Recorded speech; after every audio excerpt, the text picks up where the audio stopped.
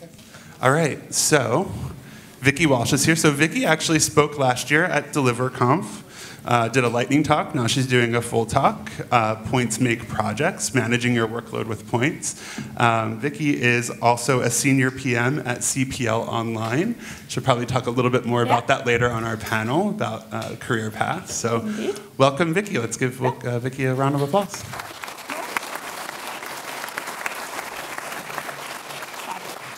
Good morning. You've only got 30 minutes till break, so don't worry. I won't talk too long. So this is me. Very big picture of me. Wasn't expecting it to be that big, but sorry. So I'm a senior project manager, and I work at a company called CPL Online, and we build online learning experiences for in the hospitality sector. So training people up to be compliant with things like allergens, but also the ongoing development of those teams as well to make sure they progress to general manager and so on. But that's enough about that. I have been working in digital for 10 years now, so I've got quite a few battle scars over the years. I've worked in agencies for most of my life, and I kind of can be quite compassionate with all you guys as to what you guys do on a day-to-day. Now, when I did a talk last year, I talked around managing expectations of us as project managers. And I threw quite a few memes in. There was a lot of noise about my cat gifs. And one of the points that I really got a lot of tweets on is around my concept of how we manage our time as project managers. And I use a slightly different concept to a lot of people, which is using project points. So similar to how developers estimate on projects using points to work out the complexity, but using that for ourselves as well. So today I'm going to dig a little bit deeper into that concept for you guys and talk you through how that could work.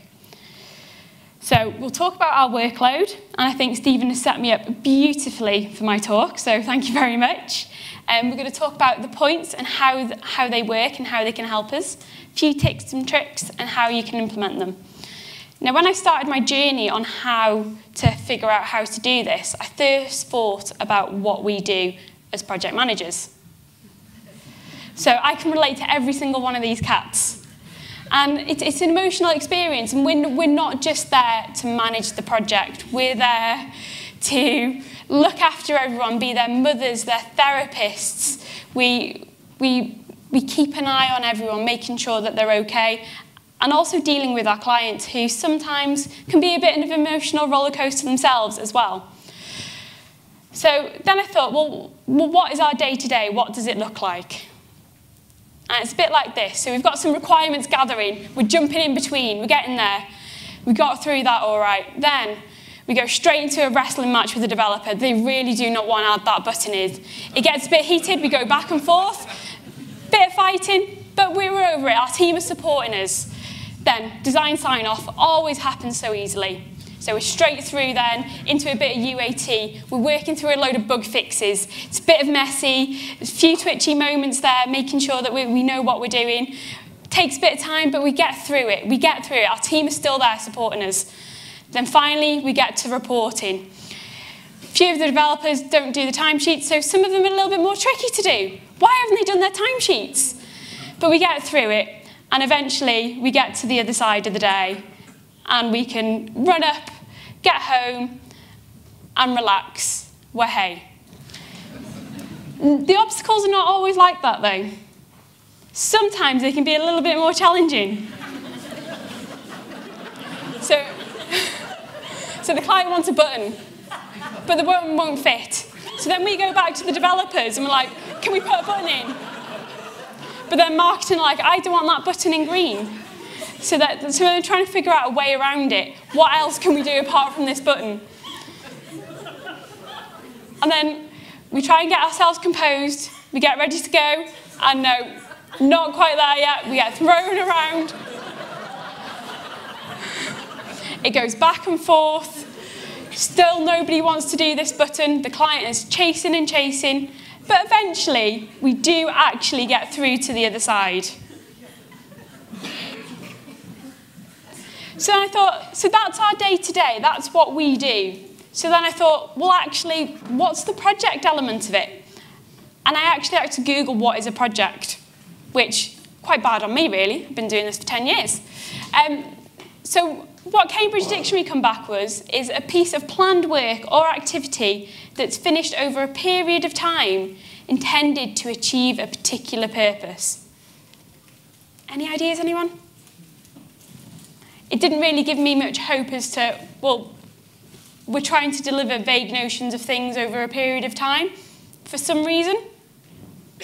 So that led me to believe then, well, actually, if we look at projects and we look at what we do, how do we manage this? Because there's so many unknowns here. And to manage our workload is really the most important thing, because if we get our workload right, everything else clicks into place. So the more effective we are as project managers, the more effective our delivery team is. So it creates the right culture.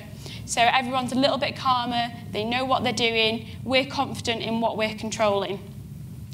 And if the delivery team is effective, the commercials are good too. And I appreciate for anyone that's a business owner here, that's the bottom line. We always look at the commercials. But it stems back to the workload, because we can't deliver a million things in one day. It's like that saying about a project manager thinks that you can deliver 9 babies in 1 month. You can't do that.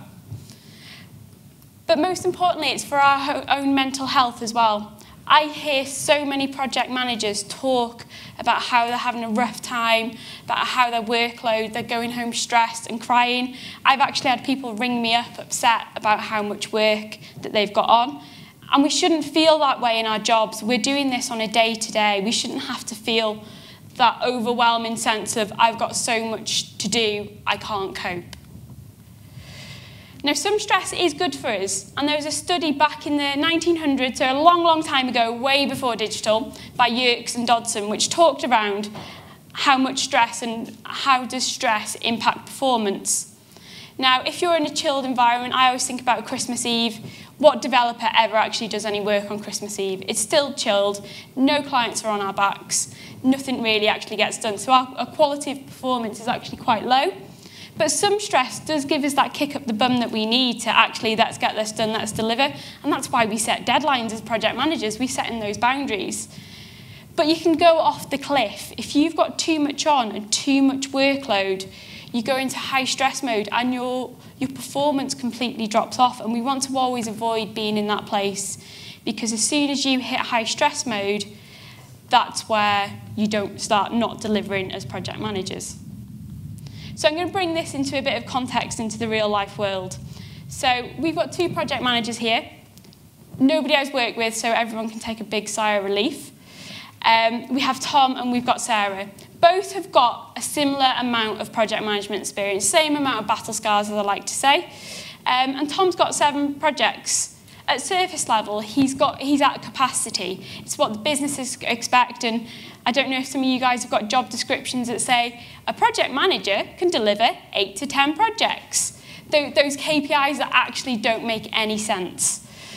So Tom's got 7, that's what the business is expecting. He's going at home at 5 o'clock each day, he's chilled. Very unusual situation for a project manager, but you know, we get some of those in the office. Then we've got Sarah, who's the same amount of experience and has only got 5 projects. So from a business level, the business says, well, actually, we're expecting to deliver 7 and Tom can deliver 7, so Sarah should be delivering 7. But actually, in reality, Sarah's really struggling with her workload. Now, the comparison that we're using here is the number of projects.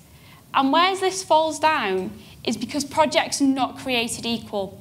Even within the same business or agency or company, you've got different sized projects. They're not equal. We just assume that a project is a project and a project manager is a project manager. It's not true.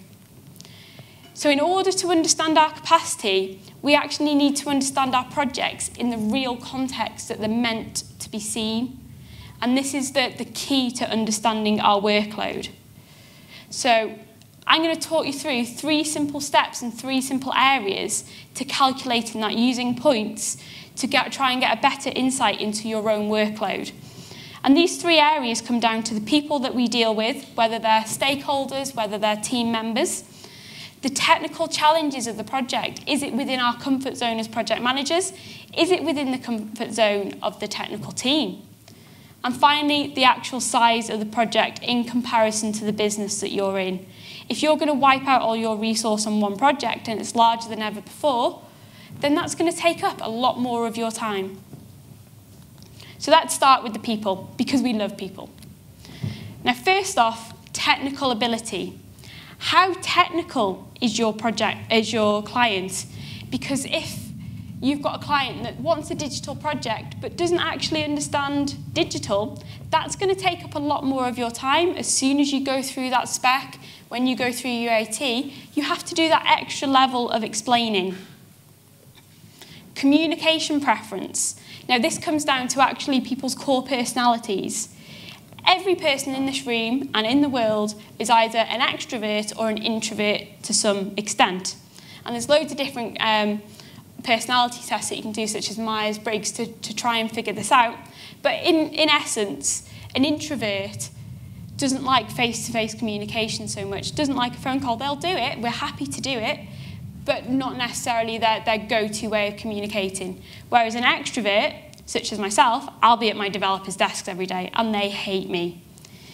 Now, part of delivering effectively on a project is understanding what your stakeholders prefer. If you've got a client who is going to ring you up every 2 minutes, yet you prefer email comms, you're going to have to adapt your style to some extent to accommodate for that. And again, that will take up more of your time. If you're working project management to project manager, we all speak the same lingo in this world, so it will be a lot easier. But if you're dealing with an owner of a business who doesn't really get digital, and we are all working in digital, you can't align plans so much, so you can't talk about UAT in the same way. You have to explain it's user acceptance testing, you'll receive the development link on this day. Whereas if you're working PM, it would be, you get your UAT link on this date, here's the Gantt chart, here's how we're doing it, here's our risk log. And it's a little bit easier to communicate. Connections and visibility. So this comes down to who is directly involved in the performance of the project. So is your senior management in your company actually breathing down your neck on this project? Are you going to need to do extra reports? And if so, we need to consider the time that's going to take. And is it a new or existing business relationship? In our business in particular, as soon as a new client comes on board, it hits the projects team first. So not only do we have to deliver a project and be super efficient, but we have to put that extra level of client management in whilst they're transitioning into the setup of their new platform. So do you need to accommodate for time for that? Do you need to accommodate that time for those touch points of account management? And alongside that as well, do you have any internal stakeholders or internal champions for your project, for your client? If you've got an account manager that's really engaged and that's going to help you in some of those complicated and difficult, horrible conversations where you're not going to deliver it for another 10 months, then that'll help you a little bit with your workload. But if you've got the reverse of that, that can actually give you more challenges than help. So once you've assessed the people on your project, who you're dealing with, what your clients, how many stakeholders you've got, we can actually flip these into points, which are a little bit simpler to understand. So a few examples. You'd maybe give a project a 1-point mark. If your stakeholder is actually a PM, they'll coordinate everything on client side. You've got a really engaged account management team in the project as well who will help you on days where you're going to be out of the office. And it's a known relationship. We've got a bit of banter with that client, and it's a nice, dreamy situation. You may want to ramp that up if you've got a similar working style to the client, but you've got multiple stakeholders. So if you've got a couple of integrations where you're dealing with third-party tech companies as well, you might want to assess that and actually say, there's going to be a bit more comms on this project, therefore I'm going to up it to 2 points. Or finally, for those slightly more nightmarish clients where you've got senior management breathing down your neck who want daily projects on this project because it's super important, and you've got multiple contacts and departments, client side as well, that you need to juggle around, that's going to eat up a lot of your day. So let's give that 3 points. Then we go to the tech. Now, the tech is something that we can't always control. It's sometimes down to the developers, but we can actually have a look at the project and see how complicated it is. Because at the end of the day, we're the explainers in the project. We're the ones that take information from the developers and try and make that make some form of sense. So with the technical side, the first thing to look out for in any project is to understand how much of a challenge it's going to be, is that does it have technical debt? And when we talk about technical debt, this can be anything from old code that was written by a developer 10 years ago. It might be that we've inherited something from a different company. It might be that the infrastructure is really poor. Now, these types of things will always throw curveballs in our project. So we need to accommodate some extra time for us to handle those. Is it an unknown as well? So has this type of project been delivered in the business before? You may have delivered an e-commerce website before, but if your developers have never built an e-commerce website before, you're instantly going to get a few extra challenges where you're going to have to intervene and support and facilitate some solutions in there somewhere. Do you have your A-team devs? Now, who here has a favourite developer that they go to? I'm sure we've all got one that, you know, Rob's going to sort this for me. If I've got any problems, I'll go see Rob. But we've also got developers that actually, when you raise a job, you'll get 16 paragraphs explanation of why something will work or not work, and you don't know what to do next. And you're dreading going over to his desk because you'll be there for 3 hours. So it's actually assessing what developers you've got on your team as well. And there's a whole vast array of personalities of developers. So if you've got your A-team on there who are senior devs, or they know their stuff, or you can trust, that's always a good sign that the technical side will give you a little bit of stress relief in there. And how many integrations as well? Integrations can go so smooth, or they can be absolute hell. So if you've got a known platform that you're working on, and you're integrating with another known platform that's beautifully well documented, that's going to go a dream. But if you're working with an in-house database that was built by someone 6 years ago, how are you going to get that documentation for your developers? There's going to be so many conference calls. And you know what conference calls mean? Our time to get those coordinated, to get involved in those and making sure that we're passing the information. So for the tech, it's more about making sure we've got time to facilitate any of these challenges that may hit us. Now, to actually give the point ratings for tech, we can use it in the format that I showed you previously, or we can actually look at the Eddie Obang structure and the 4 types of projects that are out there. The first type of project is paint by numbers. So we know what we're doing, we know how we're going to do it. Nice and simple, 1 point. Is it a bit of a quest? So we know what we want, but we don't quite know how we're going to deliver it. So there's going to be some facilitation. There's going to be some figuring out of how we're going to get that information. So we give that 2 points. And alongside this as well, we've got our movies, our showcase projects. So we know how we're going to do it. We've got the devs. We know exactly what we want, but we don't quite know what we want. And I bet we've all dealt with a client that knows what they want, but actually doesn't really know what they want. So we invest that little bit of time because we know further down the line when we get to the integration stage that we might hit a few bumps along the way. Now, the 4th project hopefully should be familiar with everyone because we do work in digital. And these are foggy projects. Foggy projects that we can't see our way through whatsoever. We don't know what we want to do. We don't know how we're going to do it. Eventually, we'll just need to get to the other side. We have a vague notion, just that one little bit of light the other side of the fog. And for those projects, we'll give 3 points because, after all, they're going to be a bit of a nightmare. And finally, understanding the scale. So the scale is going to come down to a little bit more around your business, about what is big for you guys, because we can be working in a company that has 4 developers or 40. Now, what is big to the company that has 4 developers would be a drop in the ocean to the company that's got 40. So it's about understanding within your business where that sits and giving that point association. but there's a few bits to look out for, such as what is the future of the project? Are you working agile? Are we delivering an MVP or phase 1? Or is this, it goes live, we're done, we can go on holiday, the account manager can look after it. What's the budget? And remember, the commercial budget may not be the hours required to deliver a project.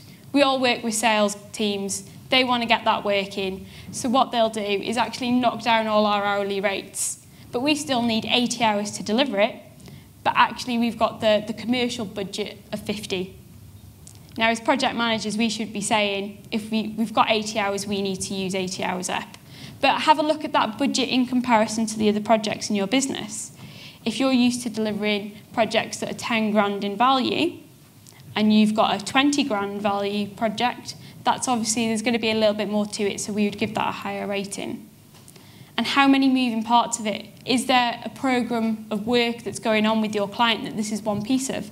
So will other projects outside of your scope come in and impact it in any way? And will it wipe out your studio resource as well? But the core essence of scale has to come from your business. How big is that project? So then how does this all add up? Because I've just talked numbers and I've just said a lot of things here. So we'll go through a couple of examples. So project 1 is an email campaign. They're still done, unfortunately. Not so much dodgy tables these days, but the technology is nice and simple. They're quick and easy. It's a short-term project, may last for a couple of weeks.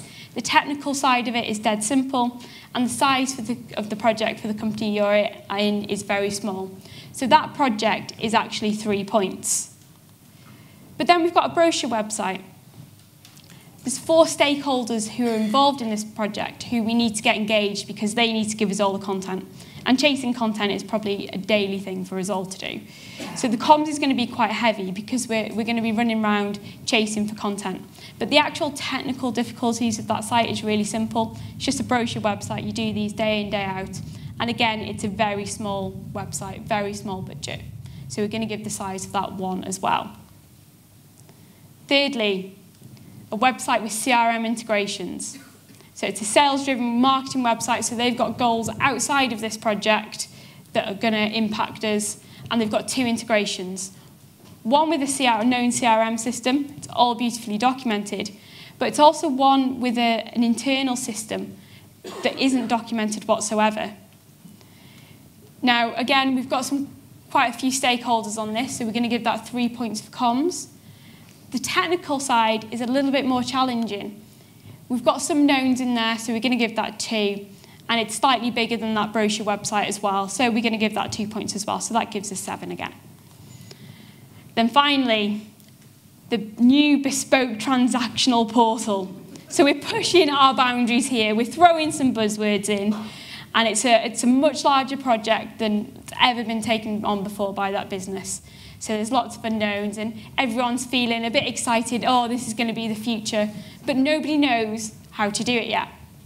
So I've given comms 4, and I'll talk you through that in a moment. But obviously, the technology is a lot more difficult than the company has experienced before, and the size is huge. So we're going to go max out on those points and give those 3. But if you look at this, we've got 2 projects on here, an email campaign and a new transactional portal. Both we're referring to as projects. But actually, when we look at it, one is massively bigger than the other and will take up a hell of a lot more time than the other. Now, going back to that 4-pointer, is something I like to call the ball ache factor. So in every business, we've got these unsaid political moments. Those moments where 2 developers don't like working with each other and now you're stuck with them both on your project. Those directors who are heavily involved and who are questioning everything the developers do. Or that client who is really, really challenging to work with and has had a bad experience before in the business. So they're really on edge about every little word that you say on a conference call. So we give the ball ache factor just to help out with those comms. Is this all making sense? So let's bring this back down to Sarah and Tom and have a look at their actual true workloads. when we look at it, in reality, Sarah has got a lot bigger projects on. So she has got a 10-pointer project on there, an 8-point project, huge projects that are taking up her time. Whereas Tom has just got a lot of little stuff on, a lot of stuff that he can slot around, he can be flexible and adaptable with. So when we actually take this back to 5 projects versus 7, Sarah's actually a lot busier and is actually at capacity, she's struggling. Whereas Tom could probably fit in another project or 2, which just shows why using the terminology of project is so bad in a lot of ways, because they're unknowns. If we go back to the beginning, the definition of a project was something that happens over a period of time to deliver something. And for us, as project managers, it's actually about handling change and risk. Now, risk isn't a bad thing. I think everyone hears the word risk and goes, oh, risk. But it's not a bad thing. It's simply uncertainty. And all we're doing when we're looking at these projects at the beginning is looking at the uncertain areas that we're going to have to deal with, that are going to hit us, that those obstacles that we're going to have to get around and help facilitate. And by highlighting these risk areas of a project, we see the true scale of the task of the project manager. And now you're thinking, well, how many points can I handle? Because I got this question last time. And there's no hard and fast rule to this, unfortunately. But what I can give you is some insight from my experience. As a starting point, I always set my junior project managers to about 20 points. There's a lot to learn. They can juggle a couple of projects. And normally we wouldn't give them the business mainstream projects anyway. Then we go to project managers who have that knowledge, they understand the process, the systems, the documentation, so that they're a lot more competent in where they're at in their level. So we give those 35. And then on to senior project managers, who is a challenge upon themselves. So depending on the role of that senior project manager, I would up those to 40. However, it does depend a lot on the role of the senior project manager. In our business in particular, the senior project manager runs the project team. So not only do I deliver client projects myself, but I'm also making sure that every of the project manager is okay with their workload. We're getting through the projects. If we've got a project that goes into amber or red, we're dealing with those issues straight away to resolving them, which does suck up a lot of time as well. So if you are a senior project manager, just think about your role. Is it just vanilla delivering of projects? And this is not going to fix everything, unfortunately. I wish it would, but it just gives us that insight. But there are some things that we can do on a day-to-day to make our lives a little bit easier. And it's all about making small changes. So breaking down our big problem of our project and delivering it down into small pieces of improvements of what can we do to actually save 10 minutes of the day. So it could be that on an integration call, rather than you just going on that yourself as the project manager, is actually get the developer on that call as well. I know you probably have to drag them and they'll cry, but if they sit in there and get that information hand, you won't have to spend 20 minutes then relaying it afterwards and trying to figure out what was said, and then you have to go back again and again. So it's just about making small changes to the way you're working to help you out. And there's stuff that we can do in terms of our own time as well. So I live by the 4 Ds. Delete, do, delegate, or defer. And this comes for every single email that goes in my inbox. If it's just information that is good for me to know that, but I don't really mind that it's Pizza Friday on Friday, I delete that email straight away. I've got that knowledge, it can go.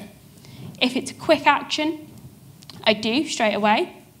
If it's an action that's not for me, so say, for instance, that the API is not connecting, I would actually delegate that out to a developer. So I'd put the note on the Jira ticket to say, can you have a look at this? Send a quick reply, and I've delegated that out. And finally, defer. So if there's a big beastie email in there that you've read and you're like, oh my God, I need to sort this, pop it on your to-do list, come back to it. It could be that it turns into a frog. Next is zero inbox. I was always skeptical of zero inbox. I thought I could never achieve it. This year I've achieved it. I have a zero inbox. It's beautiful. So just try each day to file away those emails, because you create noise around you that you tend to miss and forget the most important emails. And if you've got a horrible, big project plan that you need to create, eat that frog. Has anyone heard of eat that frog? So the concept behind eat that frog, for those that don't know, is about getting the most horrible, ugliest, disgusting task of the day done. Get it out the way. That way you're not worrying about it, and it frees up your day to be more reactive and engaged in your projects that you're delivering. And finally, don't sit there alone. Most of us work in teams with other project managers, and the worst thing we can do is sit there and worry on our own. Make sure you talk to the team around you. If you're struggling with something, it might be that Tom, who's actually got a little bit of spare time, can help you out and go through those UAT bugs for you. So just share a little bit more. And that's something that, as project managers, we take on too much, and it's hard to do. But once you get into that mindset, it's so much easier. So 3 things to take away. Context is key with your workload and with projects. Don't think of them as generic objects. Understand at the beginning of your project how much time is required to manage them.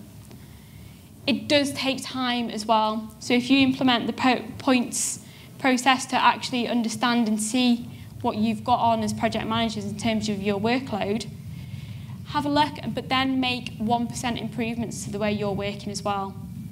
And never sit there feeling stressed. Never go home crying. Always shout up. You've got a team around you, even if you don't realise it, who will support you. Any questions?